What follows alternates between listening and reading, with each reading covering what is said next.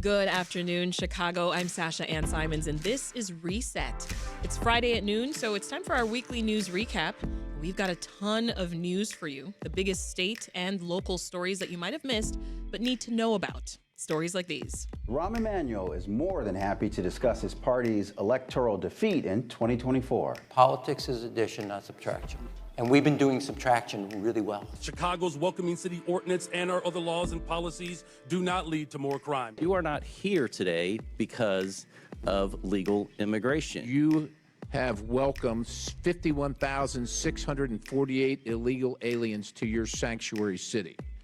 So I'd ask you, sanctuary from what? Will you turn that criminal over to ICE? Our panel this week to help break down the top stories are Kim Bellware, national and breaking news reporter for The Washington Post. Welcome back, Kim. Hi, Sasha-Ann. So good to see you.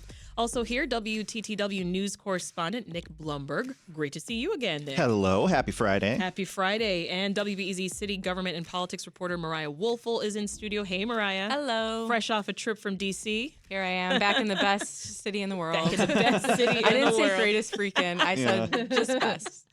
All right, so you were there because Mayor Brandon Johnson was in the hot seat. He was testifying before Congress about Chicago's sanctuary city status.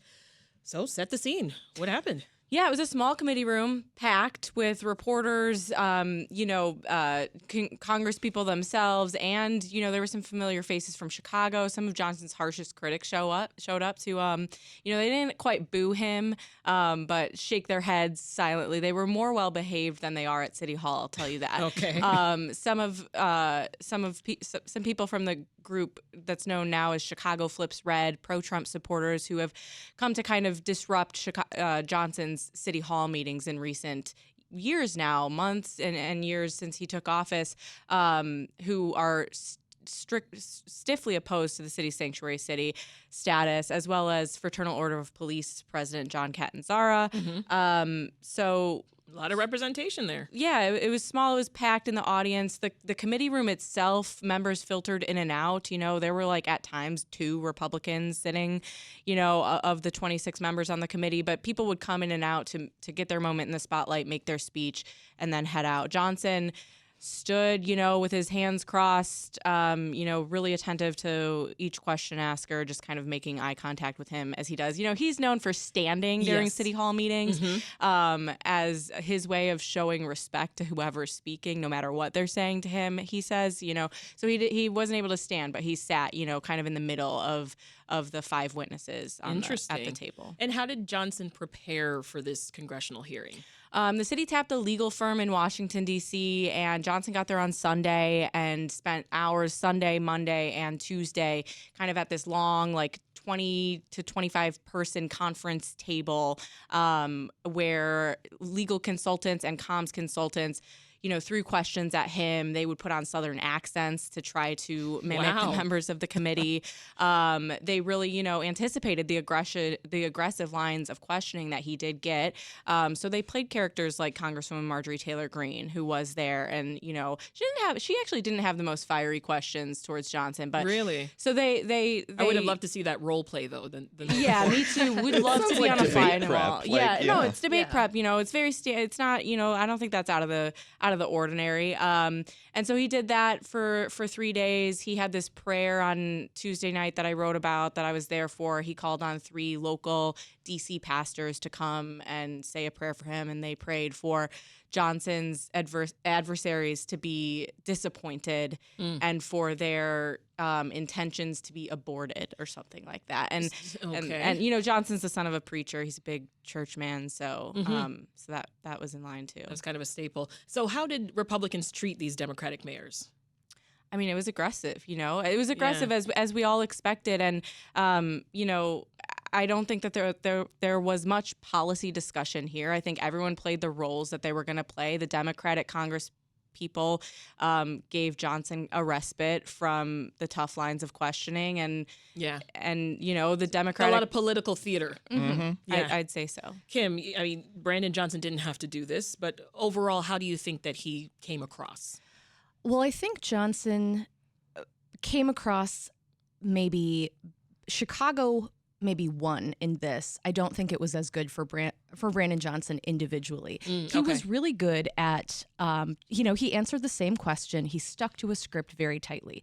He is not a figure that is known for being as strong in these kinds of situations rhetorically. He does better on the stump speech, the rousing, rally in front of a congregation or a big crowd kind of thing. He's not as comfortable here. So compared to some of the other people he was speaking with, like Boston Mayor Michelle Wu, local native, she's really comfortable. She was effective in this. Brandon Johnson stuck to a script, and he did do a solid by Chicago in that he was able to, I think, pretty successfully hold the line on the point he wanted to get across, which is that the influx of asylum seekers hasn't resulted in this crime spike. We're not a flaming hellscape, but individually, he took some hits. He looked uncomfortable. He seemed to get a little bit flustered at times, especially when Representative Byron Donalds from Florida asked him a question about how much the city has spent on this, and he gave an answer in percentage of the budget, not a specific dollar amount, which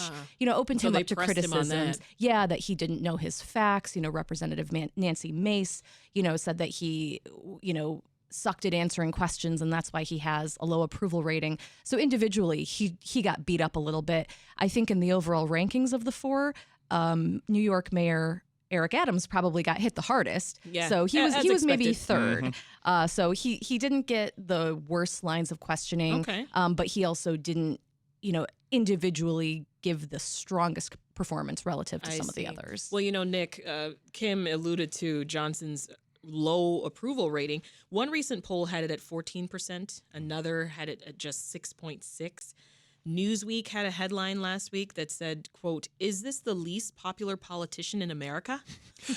And you know how much Chicagoans love when national publications tell us what we should think about our... We wait for national headlines. So do you think that this week's testimony, given some of the details we just got from Mariah and from Kim, is that going to improve Johnson's reputation among our people, among Chicagoans? I'm not sure it's going to improve anything. I think it was sort of a, kind of to Kim's point about it seeming scripted, it was sort of a do no harm approach. And I think a lot of folks, particularly Johnson supporters and just Chicagoans more broadly, were certainly on edge going into this and wanted to, they didn't want to see a big scene at a congressional hearing that potentially made him look, foolish or incompetent or angry or whatever, any sort of those things. And I think he, pretty successfully navigated it in terms of like, let's not do anything that's going to cause reputational damage. But I also don't know that it was, sort of a soaring performance that's going to make people stand up and say, wow, that was incredible. He really, took the fight to them. Renewed faith in leadership. Exactly, exactly. But I think he certainly represented the best that he could. And I think the fact that, there was a lot of anticipation in the lead up to this, now that it's happened and in the days since, it's been a fairly muted reaction. And I think that points to the fact that, he performed extremely competently in a really difficult situation that's set up to embarrass him. Yeah. But I don't know how much of a boost it's going to be. I also think, it's tough to take all of that polling at its face because, we know how difficult that can be. We know how inaccurate a lot of polls can be. And also approval rating polls are often commissioned by, people looking to run for mayor against him. So the results, saying, wow, people love Alexi Giannoulias and Paul Vallis. Well, you have to question what the motivation behind some of those polls is. This is Reset. I'm Sasha-Ann Simons, and we are going behind the headlines in the weekly news recap with WTTW's Nick Blumberg, the Washington Post's Kim Balware, and WBEZ's Mariah Woelfel. So tell us more, Mariah, about how Republicans sort of used Wednesday's mayoral testimony to just take aim at Democratic policies on immigration. Well, they pointed to specific instances in each of the four cities that testified to kind of paint Democratic cities as lawless places that harbor criminals. And I think another main point that we saw was that they were trying to say that the federal government, has jurisdiction over local policies, and that by restricting police in Chicago from cooperating with federal immigration enforcement, that Chicago is in violation of the supremacy clause of the U.S. Constitution. Of course, there are many legal experts who interpret that differently, and including, well, not including, but as well as these 4 mayors. And so I think those were the main points. Yeah. So what was Johnson saying back, like in terms of how the city will handle immigration policy? Like, did he say if he's willing to work with the federal government on enforcing laws? Well, as Kim said, another main point that all 4 of these mayors made were that, well, 3 primarily, Denver, Chicago, and Boston, was that restricting police from cooperating with federal immigration enforcement makes cities safer because it, strengthens trust between immigrant communities and police. So when a crime happens, if someone who is undocumented or has undocumented family members was witness to that crime, they're going to be less, willing to cooperate with police if they know that will put at risk their status here or their life here. And so I think that was the main point. And Johnson, I spoke to him after, and he basically said, like, this didn't make any impression on him in the way that Chicago will run its city. Yeah. There is this lawsuit pending, and the Trump administration is trying to take a legal route through the Department of Justice to strip Chicago's sanctuary status. And so we'll see how a judge handles that case. But as of right now, Chicago police, the main way that ICE asks Chicago police to cooperate is by honoring ICE detainers, which is a request that ICE sends to police when they believe police have arrested someone that they believe to be undocumented based on a set of databases that they hold, asking them, can you hold them for an extra 48 hours past their release date to give an ICE agent time to show up? And that has proven costly for other local governments. New York City just last year was found liable for one of the most expensive settlements in the city's history for years of when they did honor ICE detainers, because an ICE detainer isn't a judicial warrant. They don't, go to a judge and get a warrant. Right. So Chicago police and the city have argued they can't hold someone without that type of warrant. And Johnson said repeatedly, when ICE goes and does the work to get a criminal warrant, or when the federal government does that, not just ICE, then we will honor that warrant. We can't, legally, impede that warrant. Right. So that's how the city will continue to operate, I assume. Well, and I also think he made a point to sort of disabuse some of the Congress people of their notions about what this ordinance does and doesn't do. The idea that it somehow calls on Chicago officials to invite undocumented immigrants. The welcoming to city exactly. back and forth. Right. Yeah. They saw, they see the word welcoming and they think, oh, well, it must be a mandate to invite folks here, when that's not the case at all. Mm-hmm. And it's been quite a few years since a Chicago mayor has testified before Congress. Right? Have we seen this since Daley? No. Mayor Daley was the last one. Richard M. Daley? Richard M., yes. He went to Congress to tout Chicago's clean air and all the environmental work that we were doing. Yeah, back in 2007. Yeah, so it's been a while. It's been a while. Kim, another former Chicago mayor made headlines this week, too. I'm talking about Rahm Emanuel. He spoke to the city's economic club. What did he have to say? Yeah, Rahm Emanuel, he is back from his time as ambassador to Japan, who, was appointed under Biden. That all changes with the new administration. So now he's back. He's kind of casting about for what he's going to do next. And he took the moment to, what he was doing is really kind of kick the tires on maybe another run for office, is what people believe. And the way he went about it was interesting, because he talked about all of the mistakes that the Democratic Party made and really blamed more of the progressive policies that Democrats embraced as the reason for their loss in 2024, for alienating a lot of their longtime voters. And really he pitted the economic and education-focused priorities of the party against other priorities that specifically had to do with trans protections, not even just LGBTQ protections, but trans protections in general. He accused the Democratic Party of focusing on woke culture issues like transgender bathrooms instead of education and crime. Yeah, and that, nobody is ever going to mistake Rahm Emanuel for a progressive Democrat. That's just never been his particular ideology. But it is notable, we heard the same thing from California Governor Gavin Newsom, who similarly kind of threw the support of trans policies under the bus and blamed that as a reason that Democrats were losing a lot of middle America. There's a lot to be unpacked about it, but it's striking that Emanuel chose to highlight that. It does reveal a little bit about what kind of focus he might have if he pursues another run. That is so interesting. I mean, he had that astonishing quote on Bill Maher's show, too, where he said, you know, we need to focus on schools. If I hear one more thing about what's happening in the bathroom versus what's happening in the classroom, and he got a big applause. Bizarre comment about how if I were, you know, like when I was in high school, if I could have said I was a they to get into the girls' bathroom, I would have done it in a second.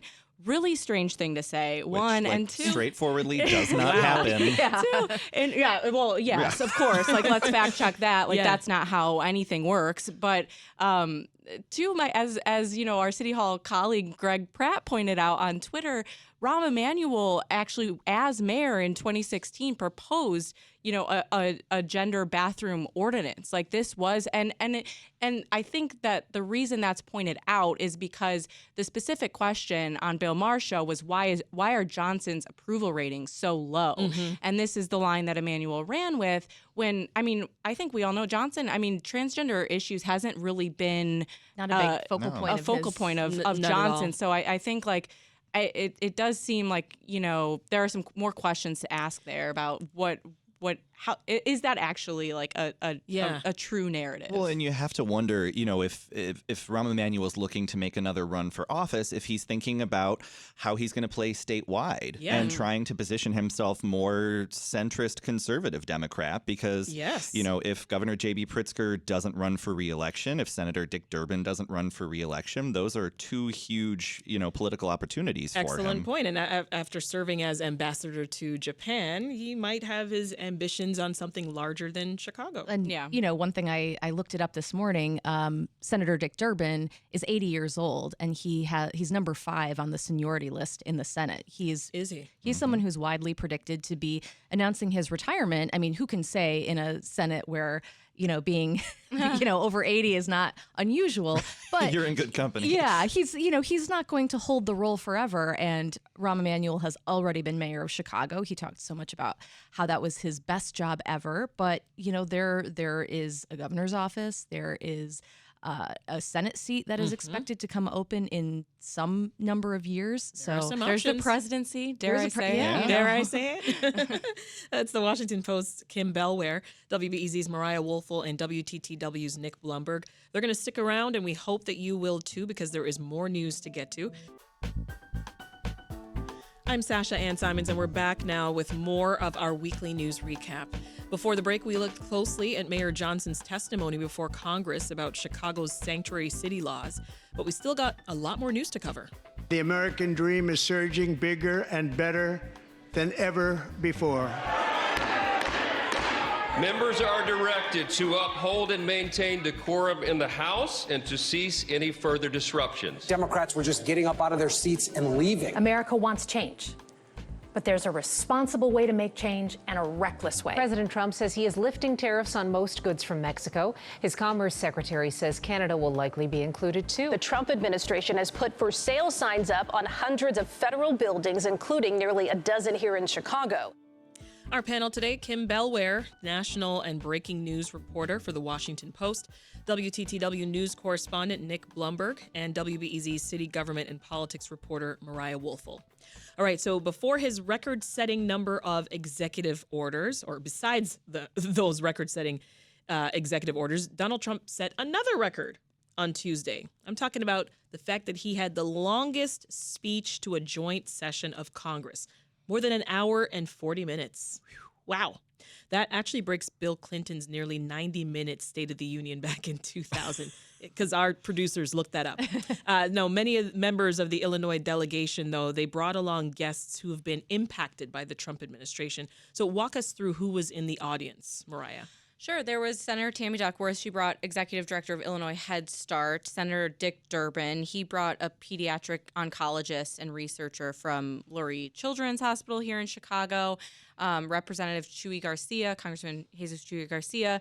He brought a disabled veteran who works at Hines VA Hospital, and Representative Brad Schneider. He brought an Army veteran recently fired from Lowell Federal Healthcare Center. Yeah, and what was the message there?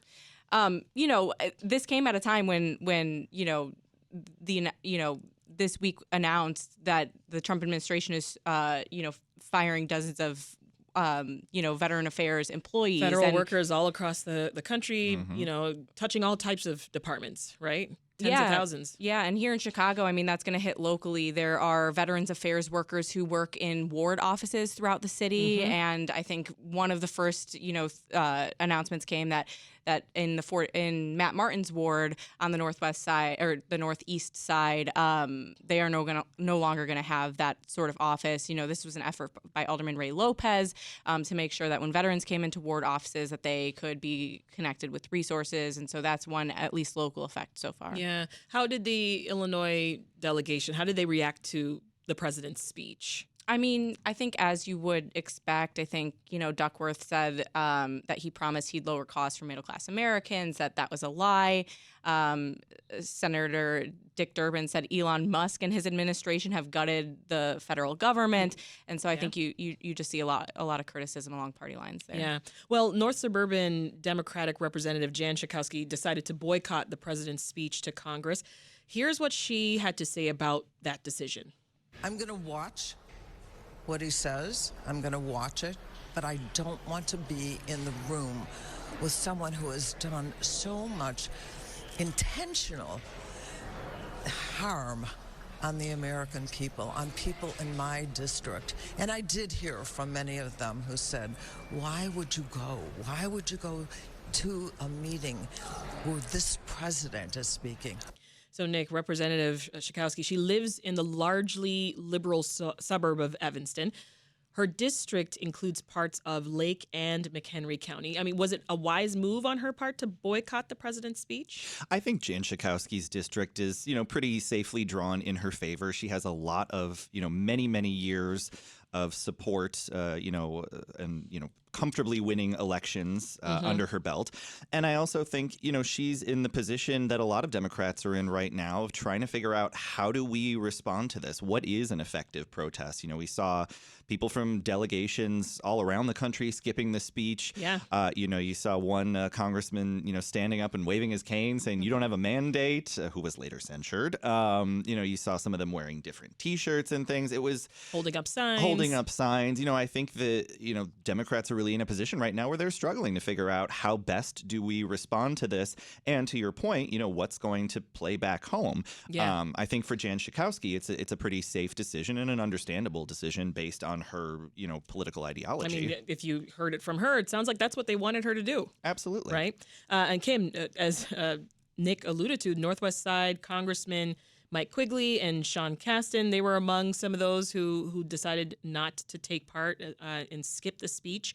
How do you think voters tend to view that kind of action? Well, like Nick said, if they are in a reliably safe district, this is going to resonate with how voters feel about what they're seeing from the Trump administration. And Representative Quigley and Casten both said they don't want to be there because they don't want to normalize this. They don't want to give any indication that they respect Donald Trump and that they endorse or want to normalize in any way what's going on. So you do see both this both and strategy where some of them are going to stay home and say, we want no part in this. We don't want to have any association. And then there are those who are going to show up and be a presence and, bring guests who, kind of subtly make a point and certainly get us talking at home about how this is all affecting people in Illinois. And I think we're at a place now where politicians and voters generally are just less of institutionalists than they used to be. I think there used to be much more of a culture among politically engaged American voters of being like, well, you go no matter what because it's the president speaking and you're an elected representative. And now people are like, yeah, no, we don't have to do that. We're good. Like, I actually don't want to engage. And, while I certainly take no position on what the right or wrong thing is to do, we saw even in the testimony that the mayors gave, there is this coarsening overall of the dialogue, of the discourse. You see just a less decorous environment. There is not a lot of decorum. There's bad behavior, there's swearing, and just in general, what we've seen is there's less belief in institutions and the idea that, you were talking about the representative who censured, and some of the Democrats who voted in favor of that said, whether it's my president or not my president, we're not going to do that when the president is speaking. That is an idea that is certainly eroded across members of Congress in recent years and decades. It's not a new development, but it certainly is an indication of sort of where we are with, the civility in the discourse. Yeah. Well, on the same day that Trump spoke to Congress, his long-promised tariffs on Mexico and Canada, they went into effect. Then yesterday, he walked back some of those tariffs, Nick. How is all of this impacting Illinois? Well, Illinois is, the third largest agricultural exporter in the country. Corn and soybeans and pork and beef. And Illinois sends a lot to Canada. We send a lot I know that. Yeah, no, I mean, Mexico and Canada are, two of our top trading partners. And I think it's just creating a lot. I mean, you see it in the stock market. You see it in the way business leaders are reacting. There's a lot of uncertainty when it's going into effect. Okay, just kidding. It's not. Okay, Yes. It's going into effect on some things, but not others. All right, we're pausing it until April 2nd. I mean, Right. the big three automakers got on a call with the president to try and say, like, listen, we understand what you're doing here, but it's going to hurt us. In Ontario, they were taking all American-made bottles of liquor off the shelves, like just instructing employees to just fill boxes and take it off the shelf. Yeah, and I mean, Governor Pritzker has really been, in lockstep with other Illinois Democrats, trying to, paint this as what the governor calls a tax on working families, pointing out all the different ways it's going to impact us. Clearly, Pritzker knows how to make Illinoisans quake in their boots, because the aluminum that comes from Canada that is used to can local beers could get more expensive. So he knew, like, really what the pain points are for us. What's important. Priorities. Yeah, the governor said, this will have a devastating impact on Illinois' manufacturer and agriculture sectors, as you said. And it will just really have a ripple effect on just the rest of the economy. Yeah, absolutely. This is Reset. I'm Sasha-Ann Simons, and we're going behind the headlines in the weekly news recap. We've got Washington Post's Kim Bellware here, as well as WBEZ's Mariah Woelfel and WTTW's Nick Blumberg. All right, Kim, some of the federal government's most iconic buildings in downtown Chicago, they were put up for sale this week, back on Tuesday. And then, as is a pattern here, things changed. Yes, you're absolutely right. This pattern that we've seen with the Department of Government Efficiency, or DOGE, has had to do lots of revisions, backtracking, and one of those was posting a list of federal buildings that it planned to sell, then taking that down, revising it. They took down the whole website even. Yeah. Wow. And among the, taking down things on the website. And among the buildings in downtown Chicago that were on the list were the Metcalf Federal Building and Kluczynski. I'm always getting that you wrong. got it. Kluczynski Building. Let's say it all together, folks. And Kluczynski. Yes, thank you. I will not have the Polish Americans come after me for that. The week of Pulaski Day, no less. They're listening. I have a very big Polish audience. I know. So these two big federal buildings were among those on the list. There were, smaller post office buildings downtown. And this is, all part of what DOGE is saying is going to lead to savings. And this is housing workers in departments like, the DEA, in the Government Services Administration. Lots of different federal agencies work in these buildings. And, this is certainly something that is going to alarm, anybody who's concerned about the high vacancy rate that already exists in buildings in downtown Chicago. Who is a buyer going to be? That's one thing as far as, Chicago real estate. But for the workers, there's also something contradictory that we're seeing where right now DOGE and the Trump administration writ large is interested in dismantling, reducing the number of federal workers, taking away the buildings where they're working in, and at the same time doing a hard return to office mandate. So if people who have been able to work from home now have to go to an office and the office is sold, there's just a lot of questions of what this is going to do. And, also for certain government workers, for the IRS and others, you want them working in a secure building because of the sensitive information they're handling. That's you don't want true. these people working from home. So a lot of questions on how this is all going to shake out.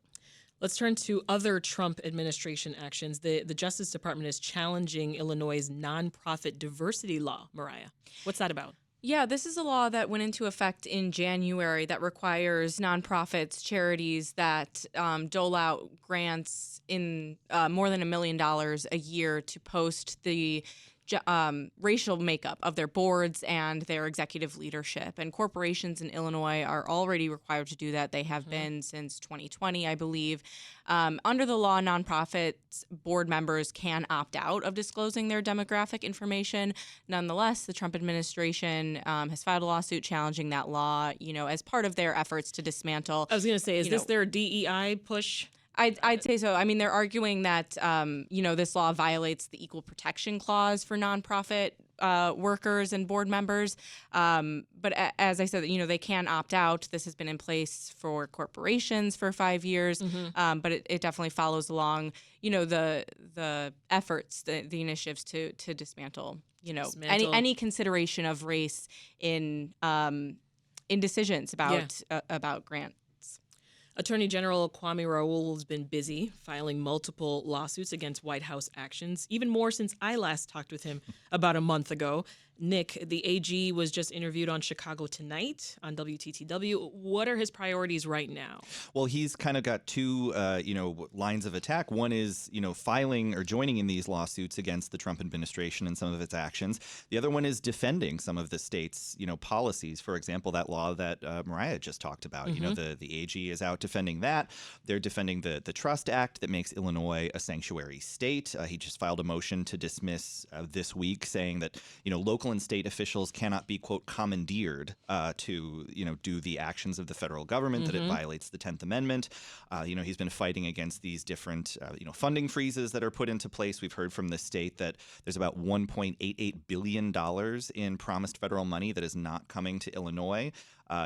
General Raoul used the phrase that I think we've been hearing a lot of lately, power of the purse, that, Congress is the one that's supposed to control spending. And when these things are mandated by congressional action, that the executive branch can't just say, we're undoing all this stuff. But, those resources are stretched. Yeah, absolutely. And he was saying that, it's not just like the last 6 weeks or since November. He said, his office started preparing about a year ago in anticipation of Trump's potential reelection. So this is something they've been, working toward and preparing for a long time. But yeah, I mean, it is a huge drain on time and resources, for an office that has lots of other law enforcement roles. Yeah. One last story to share in this section of the recap involving lawsuits and immigration.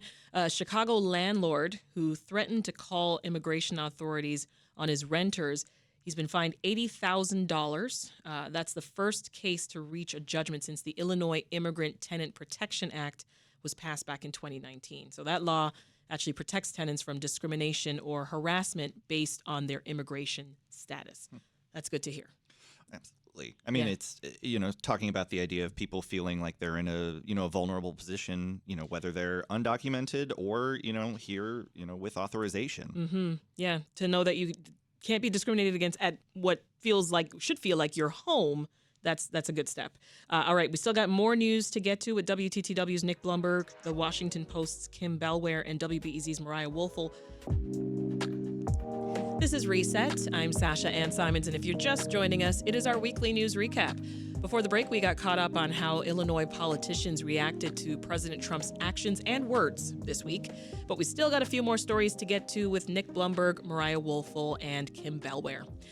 All right, Kim, the trial for the man accused of the 4th of July mass shooting in North Suburban Highland Park, that was set to begin on Monday, but it ended quickly. So fill us in. Yeah, Robert Crimo III had pleaded not guilty, and everybody was gearing up for this trial that was expected to take, 3-4 weeks. And he came in and he's representing himself, and he changed his plea to guilty. So that ended things right there. He's going straight to the sentencing phase. And, it's, I think, pretty unexpected. His mother in court even, had an outburst, and the judge had to tell her, you got to keep it down if you want to stay. So it was really, I think, unexpected. And, anytime that there is a trial, it's a balance between, for prosecutors in particular, of re-traumatizing witnesses. There were every single victim who survived that was on the list to testify. You know, that was going to be dozens and dozens of survivors testifying to what was probably the worst day of their lives. Yeah. Now they are spared that, but at the same time, there are details that are not going to be publicly known on the record. We'll never quite get. Now, later we did find out that Cremo signed his name on the trial waiver as Donald Trump. Yeah, and this is not expected to change the validity of the waiver. Okay. But there is also always the possibility that somewhere down the line he could this could be challenged as some mistake that was made. It's kind of not clear. That's, I don't think, widely expected to happen. Right. But that was also just another kind of just the tactics strange, from him throughout strange this statement. Entire process has just been. I think you said the right word. Strange. Yes. Strange. Yeah. Let's just hope that the guilty plea does continue to bring that community some healing. Yeah. Turning now to something very different, Nick. There seems to be increasing pressure to get a contract finalized for Chicago teachers. You interviewed Union President Stacey Davis Gates on Wednesday, right? Yep. What did she say? Well, earlier that day, they had delivered thousands of petition signatures calling for what they say are their 5 must-haves. These are kind of the last sticking points in the contract. They want more prep time for teachers. They want smaller class sizes, and they want that to be enforceable. They're looking for more support staff, librarians, nurses, folks like that. They want a pay boost for veteran teachers, and they want to get rid of a teacher evaluation system that they say is racially biased, which a State Board of Education report agrees with. So they're really trying to put the pressure on. I mean, it's been almost a year of negotiation. There's been like 100 bargaining sessions. I mean, are they any closer to a contract deal? Well, Davis Gates said it feels like they're close.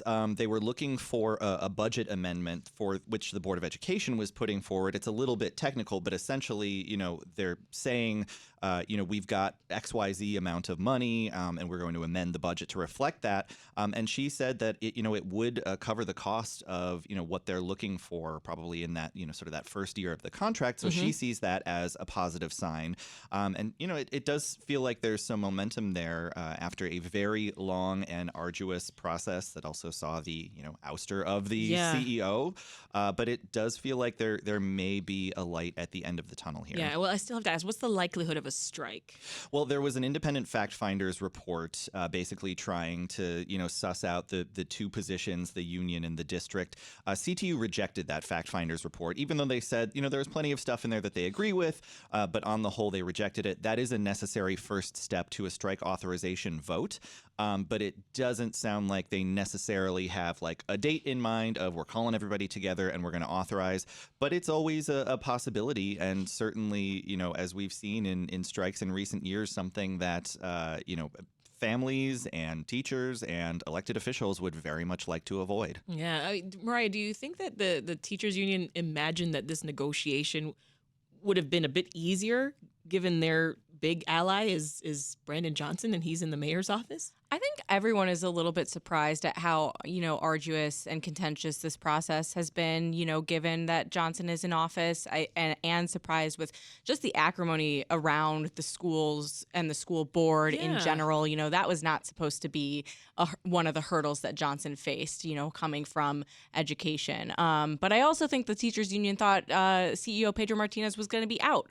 And it turns out he had some protections in his contract that former Mayor Lori Lightfoot, who appointed him, put in there, including that, he gets to stay on for 6 months. And so that takes them through negotiations. I think when they, sought his ouster, they wanted that to be much sooner. And they fought for it to be sooner than it is. But he'll be on until I think it's June. Yes. And so, yeah, I do think that maybe so, but it's just interesting how that turned out. Yeah. This is Reset. I'm Sasha-Ann Simons. We're going behind the headlines in the weekly news recap with the Washington Post's Kim Bellware, WBEZ's Mariah Woelfel, and WTTW's Nick Blumberg. All right, a federal judge tossed out 4 of the bribery convictions in the ComEd corruption case. Kim, what was behind the judge's decision here? Yeah, this came after the judge tossed 4 of these 9 counts after the defense counsel had argued that the jury essentially was wrongly instructed in how to apply the law in light of a Supreme Court decision that was handed down last year. Mm-hmm. That decision was called Snyder v. USA, and it effectively limited the scope of anti-bribery laws. So it more or less says that you can only it only criminalizes bribes that are received in the scope of in response to official action. So gratuities, something that's given after an action is taken, is exempted from that. Yeah, the federal bribery law does not criminalize after the fact rewards. Yes. Right? Known as you said, gratuities. Mm-hmm. Ooh, legal terms. So even with those 4 counts eliminated, sentencing guidelines, they're still going to call for life in prison for these folks, right? Yeah, for the counts that remain, they still are facing a life sentence. So it seems unlikely because of that then that we'll see a retrial on those 4 counts that were tossed. And just to be clear, the 4 dropped convictions, those don't have any impact on Mike Madigan's conviction, right? Yeah, that's not expected to affect what's going to happen with Madigan as he faces sentencing. The city, I just have such a hard time keeping up with all of these corruption cases. We don't make it easy on you. My goodness. All right, let's steer the conversation from ComEd, Nick, over to the United Center where there's a new transportation option. Oh, I see what you did See there. what I did there? Beep, beep. All right. I'm talking about a $5 post-event Uber shuttle. That's right. I mean, I think anybody who's come out of a concert or a Hawks Bulls game or a Bulls game, yes, trying to get a ride can be very challenging. I often find myself, I'll hoof it half a mile away just to try and get one. That little stretch right there is really annoying. You just got to kind of walk Well, you to a got to certain go get point. a beer at the Kaiser Tiger. Oh, yeah. Go to the Goat, get a burger, wait for a little bit. That's true. But so they're going to have this option that you can, reserve a spot on this shuttle and it'll drop you. There are different locations that it'll drop you off, like Mag Mile, places that might be easier to connect to some transportation options. Yeah, there. and it sounds easy. Passengers select shuttle in the Uber app, and then they can reserve up to 4 seats on this bus that holds like 23 people. Yeah, so it's it's Uber, but it's like Uber Pool Max. Yeah, especially after a concert, it's like the party continues. You can break out in song. Okay, but as a CTA girl, I do feel obligated to point out that brand new shiny Green Line Damon Green Line Station, stop is it right is lovely. there. It's right there. It's right there. As the biker on the panel, I will say you can always bike there. Oh, walk, that's true. So it's a nay for Kim on the Uber shuttle. Mariah? I usually... you're still having beers at the yeah. If I'm not having beers, I actually find it very easy to drive to the United Center and park on a neighborhood street, and then it's like a 10-minute walk usually. So I've gotten lucky doing that for concerts and Bulls games. Yeah. According to Uber, though, the routes and pricing, I said it was, $5? That could change. No. Dun, dun, dun. You just. So just read the fine print and don't be like, oh, I heard on Reset this is supposed to be $5. Don't come crying to us. It's not my fault, people. Okay, a couple more stories here before we close out the news recap. Deerfield-based drugstore chain Walgreens announced that it will be bought out by a private equity firm for $10 billion. The deal still has to be approved by shareholders and get regulatory approval. I mean, okay, great. But no details yet on what changes, if any, this could mean for our local Walgreens. I mean, private equity exists to extract money from companies, and so not a great track record for consumers, I think. Yeah, so not so great. Well, we don't know kind of what's going to happen, but surely with private equity, you can probably expect certain analysis and maybe algorithmic decisions on what stores to keep open that are not going to have regard to pharmacy deserts and the need in communities of those. So again, too early to be able to say for certain, but for those of us who were Toys R Us kids, we saw what private equity did there. Oh, poor Jeffrey. Yeah. Walgreens has been a publicly traded company for almost 100 years. So it is kind of the end of an era, and that is a company that just has such a long history associated with the Chicago area. Yeah. So that's. I mean, that's where I get my prescriptions. So hopefully you can long continue as that to. doesn't change, you won't be hearing from me. But if that changes, we're gonna have a problem. I'll say I heard from the lady on the recap that this wasn't going to be a problem. All right, the moment I've been waiting for on this recap. We have got an update on Illinois' new flag contest. Yes, drum roll, please. There were more than 5,000 entries that got narrowed to 10 finalists. And in the end, of nearly 385,000 people who voted, overwhelmingly, they decided they're happy flying the flag that we currently have. Mm-hmm. So nothing changes. Well, depends on what lawmakers do. Depends on what lawmakers do, but like 43% chose our current flag design. Is this a if it ain't broke, don't fix it situation? I think if the replacement options are also trash, then let's just keep it where it is. Low voter turnout, I think, affected the problem. Let's go through these. Let's go through. I mean, so we got 10 finalists. I don't know if you've seen these. Nick, you voted, right? I will admit I am not objective in this. I did cast a vote, and I, as a journalist, do you want to tell us? I liked the blue and green with the stripy ones. Oh, and the horizon. And the sun. That is the best one. That was the second choice. I thought it was cool. I thought it had sort of a retro vibe to it. Kind of reminded me of the old school BEZ logo, honestly. Yeah. Oh, that's right. Yeah, with the sun coming up in the background. But I mean, I think this just points to the fact that the people are hungry for ranked choice voting. I think that's what it means, because we had a plurality say let's stick with it, and the votes were split elsewhere. If we were doing this differently, I don't know. Who can say? Yeah, the second one is according to Lisa Labez here, who is highly disappointed. We're with you, Lisa. You should just jump on air right now, Lisa. I know you're dying to push that button. But she says the second is the Lincoln, Illinois silhouette one. Mm-hmm. That was an all right one. I'm with Mariah. I didn't love any of these either. Oh. I have written love. I have written about this. People who study flags and flag designs, vexillologists, they call our flag the seal on the SOB, the seal on the bed sheet. And it's not very distinctive. Our flag is the SOB. It's one of many SOBs in the U.S. And and it's true, because if you look at a lineup of the 50 states, it's really hard to distinguish our flag from Massachusetts' flag from others. That's true. States that Mississippi did a redesign in 2020. I think it's stunning. Very very elegant, high impact, good iconography. They've got the magnolia in there. Ooh. Utah did a flag redesign last year. Yeah. I think it kind of looks like an NBA expansion team. Maybe a little too modern. But I'm bringing Lisa in here because I just want to hear her say it one more time. I was so disappointed.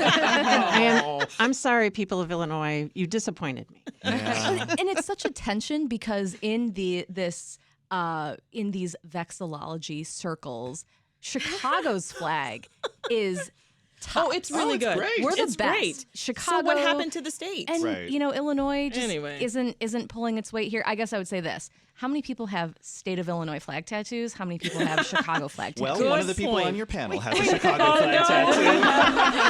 And with that, we'll leave it there. Our coworker Al Keefe has a state of Illinois tattoo. The outline of the state. he does. Outline of the state. So I was today years old when I learned that one of my colleagues has a state of Illinois flag tattoo. Not flag. Not the flag, but the state tattoo. State outline. Nick Blumberg's got a tattoo of Chicago somewhere. We'll leave it there. It's decent. Thank you, folks. Have a great weekend. That's it for Reset. Monday on the show, we're going to sit down with Kenneth Roth. He led Human Rights Watch for 30 years, and he's faced off with major world powers. His new book, Righting Wrongs, pulls the curtain back on the global fight for justice. You don't want to miss that. I'm Sasha-Ann Simons. Thanks for listening. Don't forget to turn your clocks ahead 1 hour on Sunday. Have a great weekend. We'll meet again soon. Oh, man, the time changed. Also.